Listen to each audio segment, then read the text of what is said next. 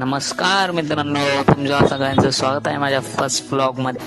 तर आम्ही निघालोय लग्नाला आणि जस्ट आत्ता घरातून निघालोय. आणि असं होतच नाही की आपण घरातून निघलोय आणि ट्रॅफिक लागले नाही आणि त्या ट्रॅफिकमधून पण दादानी वांग वांग वांग वांग करत गाडी तर काढली. ते आपले पुष्पा भाऊ बोलतात ना, तसा तर आज पाऊस पडत होता, नुसता रप्पा रप्पा. आणि पुढं आलो तर काय बघतोय तर ट्रकचे 2 टायरच काढ. आणि तिथून पुढे आलो तर असं वाटतंय की रस्ते खड्ड्यात आहेत की खड्ड्यात रस्ते. माणसं बोलतात विषय खोल, पण विषय खोलपेक्षा तर इथं खड्डेच खोल.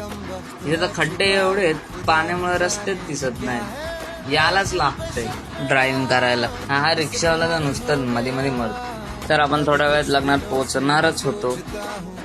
लग्नात पोहोचल्यावर तिथं आम्ही पहिल्या बसले खुर्चीत बसलो. थोड्या वेळात अक्षता पडल्यानंतर आम्ही निघालो रिटर्न घरी.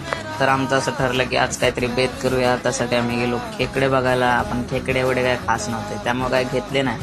खेकडे तर घेतले नाही, पण महाराजा चायवाल्यापाशी चाय प्यायला थांबलो. चाय पिल्यानंतर मी परत निघालो.